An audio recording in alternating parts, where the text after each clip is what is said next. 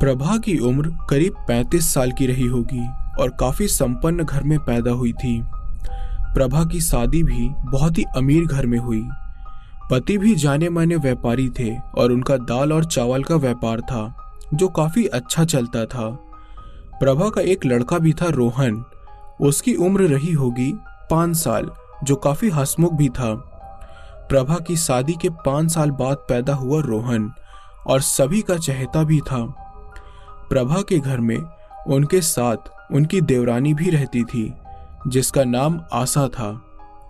आशा अपनी जेठानी को काफी इज्जत देती थी और उनसे बिना पूछे कोई भी काम नहीं करती थी।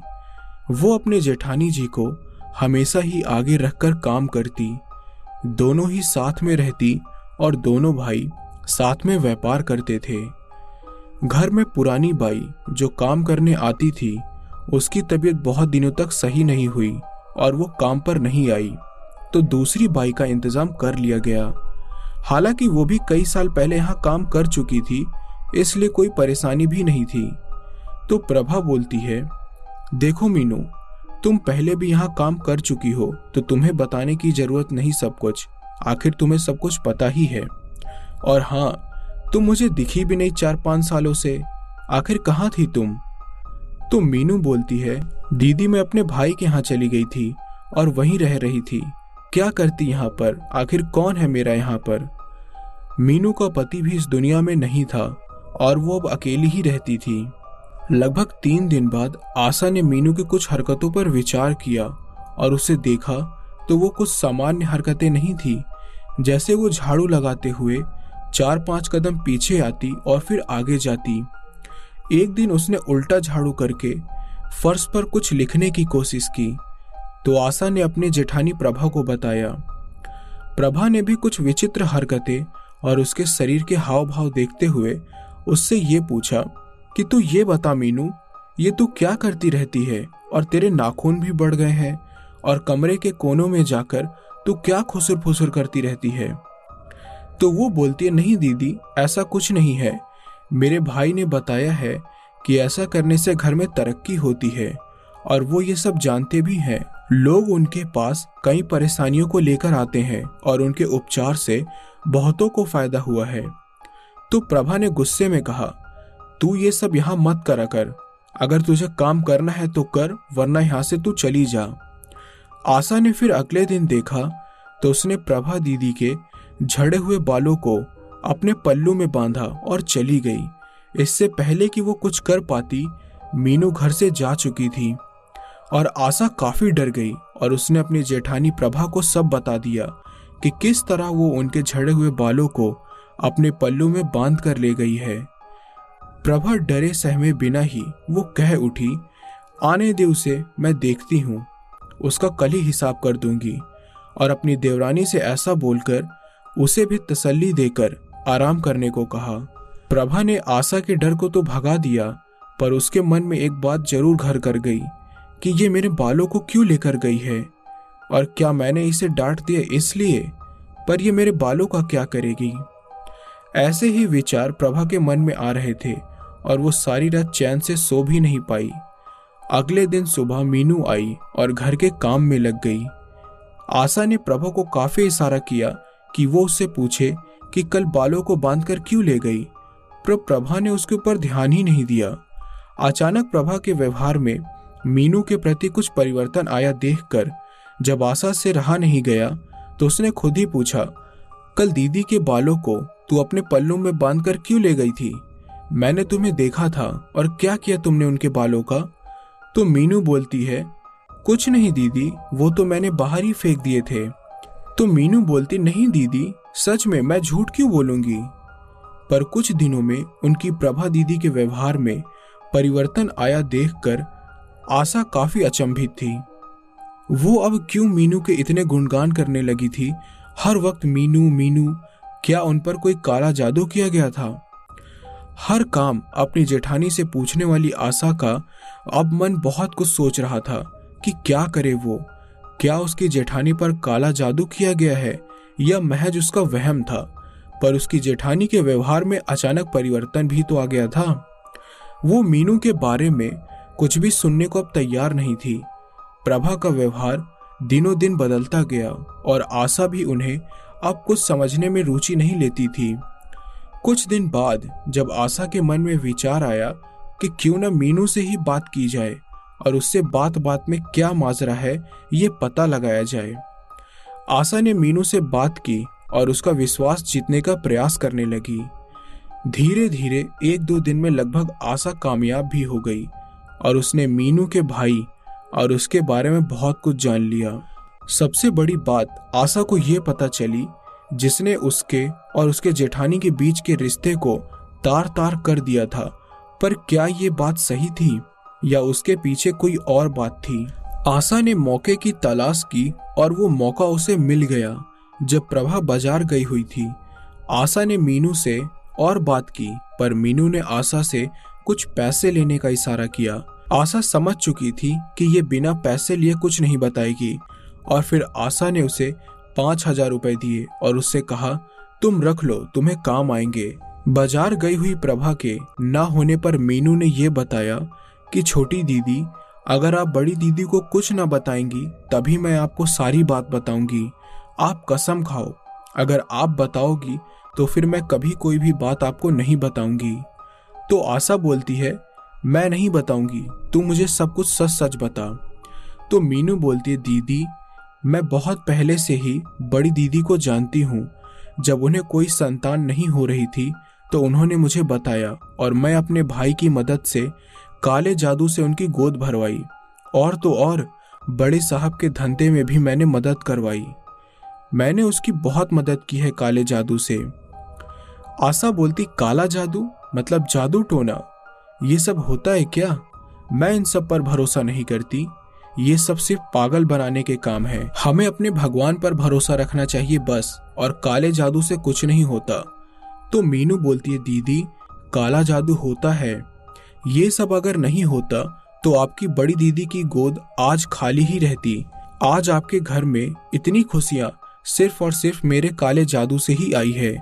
जब 5 साल तक बड़ी दीदी के कोई भी बच्चे नहीं हुए तो मैं उन्हें लेकर गई थी अपने भाई के पास और तभी उनका लड़का हुआ है, नहीं तो वो आज तक बांझ रहती। तो आशा बोलती है, चुप कर, पागल हो गई है क्या तू? मतलब मैं कुछ बोल नहीं रही हूँ तो तू बस बोलते ही जा रही है। तो मीनू समझ गई थी कि दीदी को गुस्सा आ गया है। फिर मीनू बोलती है, दीदी आप ये बात बड़ी दीदी से मत पूछना, नहीं तो वो आपसे ही नाराज हो जाएंगी। जब मीनू चली गई तो आशा की जैसे तो भूख प्यासी मर गई और वो प्रभा दीदी से कुछ इशारों में बात करने की कोशिश करने लगी। आखिर मुझे इस मीनू पर इतना भरोसा नहीं करना चाहिए, यही सब विचार आशा के मन में घूम रहे थे। जैसे ही प्रभा बाजार से आई तो आशा पानी का गिलास लेकर बोली, ये लो दीदी पानी पी लो। प्रभा ने पानी पिया ही था कि धीरे से आशा ने कहा, दीदी ये काला जादू होता है क्या? प्रभा चौंकते हुए बोली, कैसी बात कर रही हो? आज अचानक तुम्हें क्या हो गया है? ये क्या तुमसे मीनू तो उल्टी सीधी बातें नहीं कर रही थी? उससे तुम ज्यादा बात मत किया करो, मैं उसे जल्दी ही काम से निकालने वाली हूँ, बस घर की पुरानी बाई जल्दी से सही हो जाए। तो आशा बोलती है, दीदी आपने मेरी बातों का जवाब नहीं दिया, क्या काला जादू होता है? जब प्रभा ने चिल्लाकर आशा से कहा, तुमसे कहा ना कोई काला जादू नहीं होता, इन बातों पर ज्यादा ध्यान नहीं देना चाहिए तुम्हें। आशा ने जब जेठानी की बात सुनी तो उसके मन को संतुष्टि वाला जवाब नहीं मिला और वो अपना काम करने लगी। शाम को आशा ने अपने पति विकास से बात की, पर उसने मीनू की बात को छुपाए रखा। विकास ने आशा से कहा, क्या तुम फालतू के सवाल लेकर बैठ गई हो? ये काला जादू नहीं होता और काला जादू करने वाले सब पागल बनाते हैं, और अगर चलो मान लो होता भी है तो तुम्हें क्या करना है?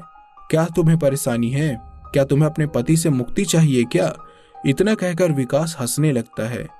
आशा ने समझ लिया था कि शायद मुझे ही कुछ करना होगा, इस बात का पता लगाना ही होगा कि आखिर सच में दीदी ने काले जादू का इस्तेमाल किया था या नहीं, या बस मीनू सिर्फ और सिर्फ बस झूठ ही बोल रही थी।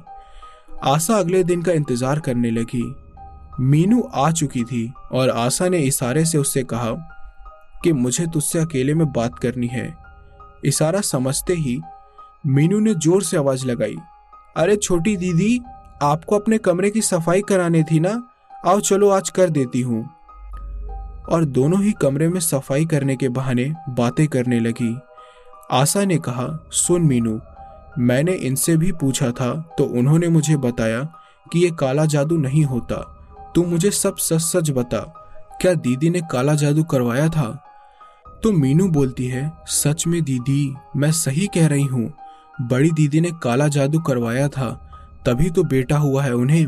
और तो और, मैं आपको सच बता रही हूँ, आप बड़ी दीदी से कुछ मत कहना, उन्होंने तुम पर भी काला जादू करवाया है। आशा ने चौंकते हुए कहा, मुझ पर? क्या पागलों जैसे तू बातें कर रही है? मुझ पर क्यों काला जादू करेंगी, और वो किस बात के लिए काला जादू करेंगी? तो मीनू ने कहा, आपको कोई बच्चा न हो और आप हमेशा बांझ रहो और सभी का चहेता सिर्फ रोहन बना रहे और आपकी सब बेइज्जती करें। आशा के पैरों तले जैसे जमीन खिसक गई। मीनू की बात ने आशा को बहुत दुखी कर दिया था। तो आशा चौंकते हुए बोलती है, नहीं, तुम झूठ बोल रही हो, दीदी ऐसा नहीं कर सकती हैं, वो मुझसे बहुत प्यार करती हैं। उसे सब सूना सूना लगने लगा। दीदी ने मेरे साथ ऐसा क्यों किया? आखिर मैंने क्या बिगाड़ा था उनका? मैं रोहन को अपने लड़के की तरह प्यार देती थी। मैंने उन्हें हमेशा अपनी बड़ी दीदी माना, न कभी उनसे किसी काम को करने के लिए मना किया और न ही कभी उनकी बात काटी।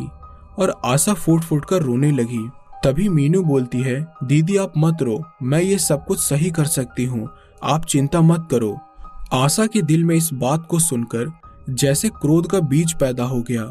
उस क्रोध ने भले ही बदले की भावना को जन्म न दिया हो, पर कुछ करने का मन जरूर बना लिया था। मीनू तो काम करके चली गई, पर आज तो आशा की जैसे भूख प्यास सब जा चुकी थी। वो अपने कमरे में बिना कुछ खाए पिए ही लेट गई। आशा की आंखों से आंसू गिर रहे थे और वो हर पल यही सोच रही थी कि मैंने दीदी का क्या बिगाड़ा जो मुझे उन्होंने इतनी बड़ी सजा दी। इसका मतलब ये भी था कि आशा के मन में कहीं न कहीं काले जादू की बात सही लगने लगी और उसे मीनू की बात पर भरोसा था। आशा ने सोच लिया था कि मुझे अब दीदी के साथ नहीं रहना। जिन्होंने मेरे साथ इतना बड़ा धोखा किया, मैं उनके साथ एक पल भी नहीं रहूंगी और चाहे कुछ भी हो जाए, मेरे गोद में भी बच्चा खेलेगा। मुझे भी अब माँ बनना है, चाहे कितने भी काले जादू क्यों न करना पड़े। अब बस आशा मीनू का इंतजार करने लगी। प्रभा आशा के कमरे में आवाज लगाती हुई आई, आशा, अरे ओ आशा, आज तो कुछ बोल नहीं रही है और इतनी जल्दी सो रही है। तो आशा बोलती है, मेरा मन अच्छा नहीं है दीदी, आप मुझे अकेला छोड़ दो। तो प्रभा कहती है, अच्छा ठीक है, जब मन अच्छा हो तब बात कर लेना, अभी आराम कर लो। आशा अगले दिन मीनू का इंतजार कर रही थी। मीनू आई और सीधे ही आशा के कमरे में गई। दीदी आप ठीक तो हो ना? मुझे तुझसे कुछ काम है, मुझे भी माँ बनना है, और कुछ भी हो तो अपने भाई से कह कि अगर पैसा लगेगा तो मैं पैसे भी दूंगी, पर दीदी ने जो भी कराया है मुझे नहीं पता, बस मुझे माँ बनना है। तो मीनू बोलती, ठीक है दीदी, आप कुछ बहाना करके मेरे साथ चलना, यहाँ से आप अकेले ही निकल जाना, मैं आपको बीच रास्ते में मिल जाऊंगी। आशा ने मीनू से रास्ता पूछ लिया और मीनू भी बीच में मिलने के लिए तैयार थी। आशा ने अगले दिन प्रभा दीदी से कहा, दीदी आज मेरी तबीयत सही नहीं है तो मैं मम्मी पापा के पास जा रही हूँ और आज शाम तक लौट आऊंगी। आप इनसे बोल देना, मैंने ऑटो बुलवा लिया है और मैं उसी से जा रही हूँ। प्रभा का मन थोड़ा बेचैन तो हुआ, पर कुछ नाराज सी दिखी। आशा से उसने कुछ नहीं पूछा, सोचा शायद पति पत्नी से अनबन हो गई होगी। रास्ते में मीनू मिल गई और दोनों ही ऑटो में बैठ गई। मीनू के बताए हुए रास्ते पर ऑटो वाला आशा को ले जा रहा था। शहर से दूर निकलकर वह एक छोटे से मकान में जा पहुंचे। यह मकान एक खंडहर था जो शहर से दूर एक पहाड़ी पर था। मीनू ने ऑटो वाले से उससे पहले ही रुकने को कहा था और बोला था कि तुम्हें 1 घंटे तक रुकना है यहाँ पर, और बस हम लोग फिर साथ में ही चलेंगे। मीनू और आशा दोनों उस खंडहर रूपी मकान में गई। आशा ने देखा तो वो मकान अंदर से सही लग रहा था। उस मकान के अंदर एक कमरा था जिसमें एक सज्जन जो बाबा का रूप लिए बैठे थे। आशा को देखकर अचानक ही बोले, आओ आशा देवी। तो आशा काफी डर गई, पर मीनू ने उसे आश्वासन दिया कि डरने की जरूरत नहीं है, ये मेरे भाई हैं। फिर आशा के मन को थोड़ी शांति हुई और वो उसके पास गई। उस बाबा ने, जो मीनू का भाई था, आशा को भभूति दी और उस भभूति को सर पर लगाने को कहा। जब आशा ने उसे सर पर लगाया तो बाबा जोर जोर से कांपने लगा और उसने बताया कि उस पर जो काला जादू किया गया है वो उतर गया है, पर उसे 2 दिन बाद आना होगा और वो 2 दिन बाद पूजा करेगा और पूजा के लिए कुछ सामग्री की जरूरत होगी। उसके लिए उसे कुछ पैसे देने होंगे। आशा ने तुरंत ही बाबा से हामी भर दी और कितने पैसे देने हैं मैं देती हूँ। बाबा ने आशा से कहा कि 3000 रुपये लगेंगे और उसे 2 दिन बाद आने को कहा और जल्द से जल्द वो गर्भवती हो जाएगी, ऐसा आश्वासन दिया। आशा काफी खुश थी। बाबा ने आशा को अपनी जेठानी से अलग होने के लिए भी कहा ताकि वो कोई और चाल न चले। आशा भी अब काले जादू पर भरोसा कर चुकी थी और उसने अपने जेठानी से अलग होने की हामी भर दी। मीनू ने भी आशा को विश्वास दिलाया कि वो अब जल्द से जल्द मां बन जाएगी और उसकी गोद में जल्द ही एक प्यारा सा बच्चा होगा। आशा तो जैसे फूले ही नहीं समा रही थी।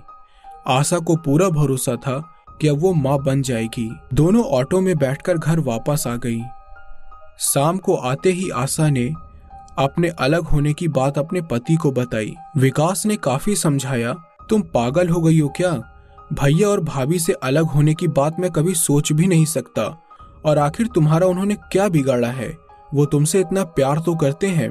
क्या बात हो गई है जो तुम आज इतना बड़ा फैसला लेना चाहती हो?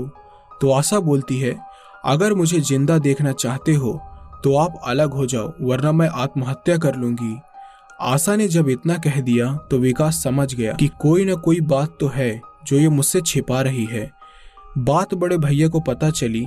अपने घर में सबसे बड़े होने के नाते उन्हें अपने छोटे की हर खुशी का ख्याल रखना था और उन्हें भी आशा के सामने झुकना ही पड़ा। और फिर प्रभा को भी उसके जिद के आगे झुकना पड़ा। प्रभा ने आशा से कहा, देखो आशा, मैंने तुम्हें हमेशा अपनी छोटी बहन की तरह ही सोचा है। मुझे कुछ तो बताओ, आखिर बात क्या हो गई है? शायद मैं कोई हल निकाल सकूं इसका। पर आशा ने प्रभा को कुछ नहीं बताया, बस इतना ही बोला, दीदी क्या आप मुझे माँ बनते देखना चाहती हैं? तो प्रभा बोलती है, अरे ये तो मेरे लिए खुशी की बात है, पर तुम ऐसा क्यों पूछ रही हो? तो आशा कहती है, अगर आप मुझे माँ बनते देखना चाहती हो तो आप मुझसे अलग हो जाओ। तो प्रभा बोलती, देखो आशा, मुझे कोई परेशानी नहीं, पर कुछ भी ऐसा कदम मत उठाना जिससे तुम्हें बाद में पछताना पड़े। रात में बहुत कुछ होने के कारण किसी ने कुछ भी नहीं खाया। घर में काफी कलह का वातावरण हो चुका था। सुबह आशा और मीनू मिली। जैसे ही मीनू को इस बात का पता चला तो वो आशा से खुश होने लगी। अगले दिन आशा बिना किसी को बताए ऑटो में बैठकर मीनू के साथ मीनू के भाई के यहाँ यानी काला जादू करने वाले बाबा के पास पहुंच गई। सबसे पहले मीनू ने आशा को मकान में बाहर रुकने के लिए ही कहा और उसे बाबा से मिलकर बात करने के बाद मिलाने को इंतजार करने को कहा।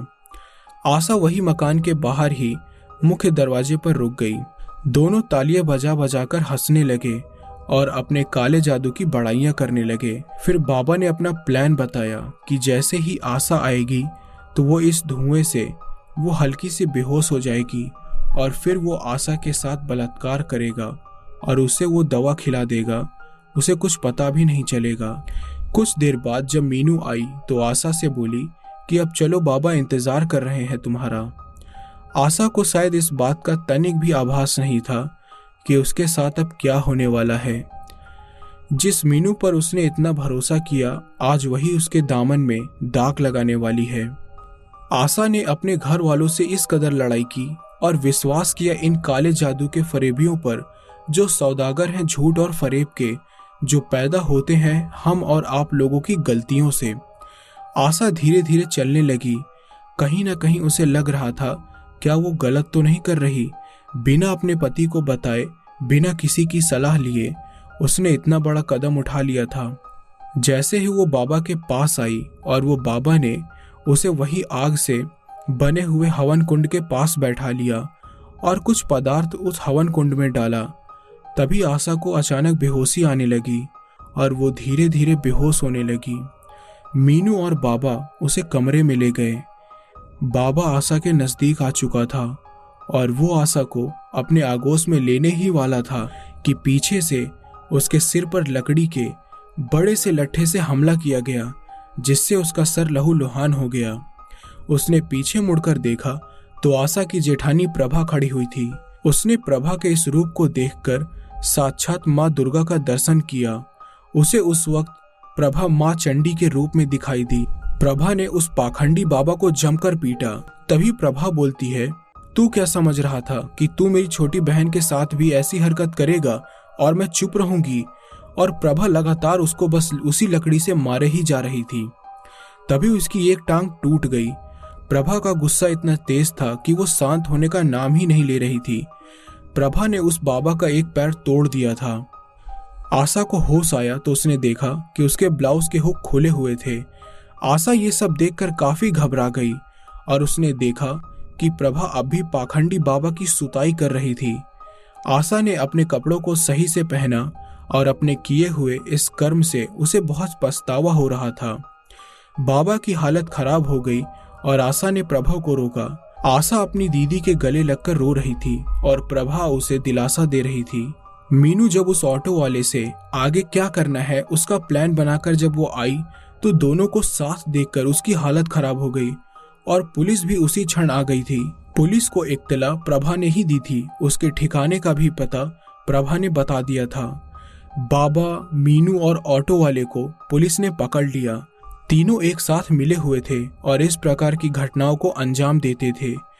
पुलिस की सख्त कार्रवाई में मीनू ने बताया कि बाबा उसका भाई नहीं था बल्कि उसका पति था, जो इस प्रकार की वारदातों को अपनी पत्नी के साथ मिलकर किया करता था। बाबा पर बलात्कार और धोखाधड़ी आदि मुकदमे दर्ज किए गए।